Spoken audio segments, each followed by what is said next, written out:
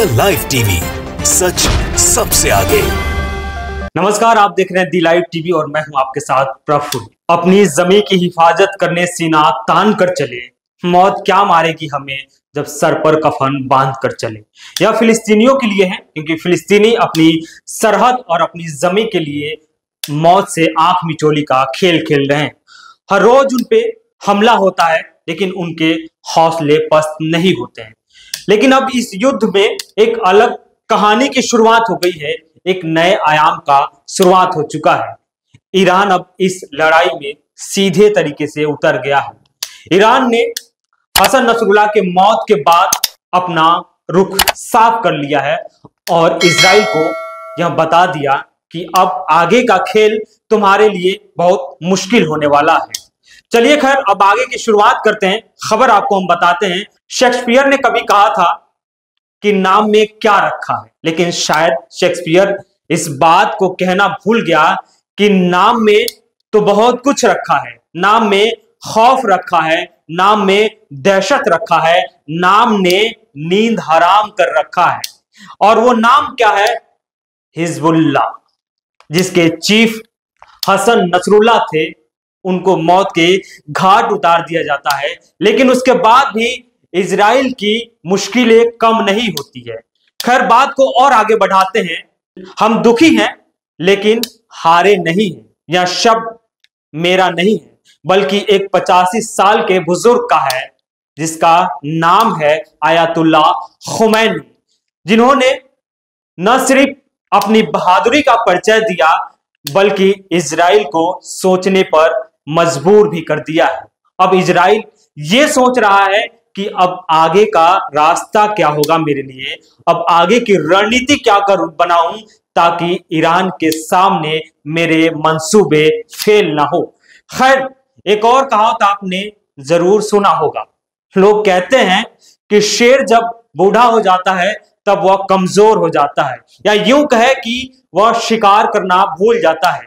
लेकिन यहां बात कुछ उलट है, कहानी कुछ उलट है, कहानी कुछ अलग है। एक 85 साल के बुजुर्ग ने इजराइल के दांतों चने चबवा दिया है। 85 साल के बुजुर्ग की हड्डियां भले ही कमजोर हो गई हो, लेकिन हौसले आज भी बुलंद हैं। और मुझे अब एक सनी देओल के फिल्म का डायलॉग याद आ रहा है, इन हाथों ने हथियार छोड़े हैं, चलाना नहीं भूले हैं। अली खामनेई साहब ने यह साबित कर दिया। खुमैनी साहब ने इजराइल को यह बता दिया कि मैं बूढ़ा हुआ हूं, मेरे हौसले नहीं। और यह भी साबित कर दिया कि तुम जिसको ये कह रहे थे कि डर के मारे किसी बंकर में जा छुपा है, अब देख लो तुम्हारे सामने खुली मैदान में तुम्हें ललकार रहा है। शुक्रवार को तेहरान की ग्रैंड मुसल्ला मस्जिद में जब खुमैनी साहब के पहुंचने का ऐलान होता है, तो यहां हजारों की संख्या में लोग जुट जाते हैं खamenei को सुनने के लिए, उनके पीछे नमाज पढ़ने के लिए।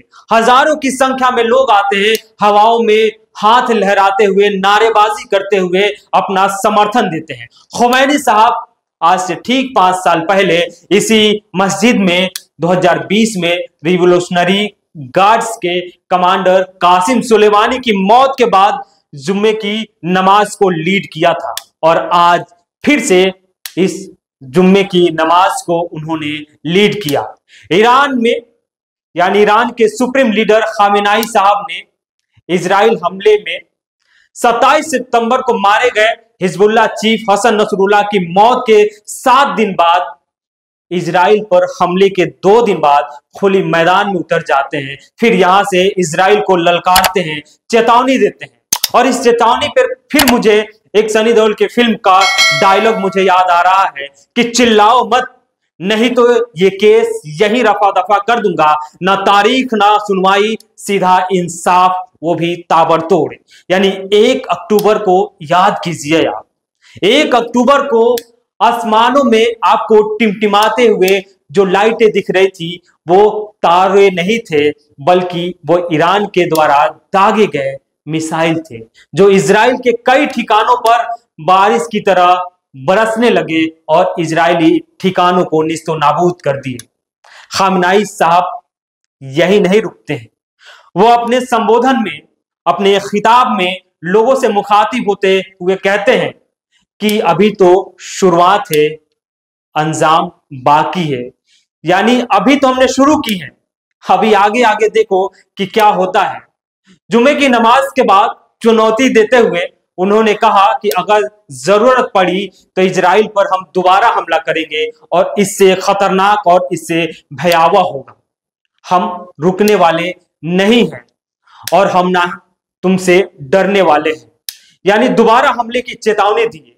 और उन्होंने आगे यह भी कहा कि दुनिया में एक भी कोई ऐसी अदालत नहीं है जो फिलिस्तीनियों को अपनी जमीन की हिफाजत करने के लिए दोषी ठहरा सके या उनके हक के लिए लड़ाई को उनके खिलाफ बता सके, क्योंकि फिलिस्तीनी अपनी सरहद की हिफाजत के लिए लड़ रहे हैं, अपनी जमीन के लिए लड़ रहे हैं।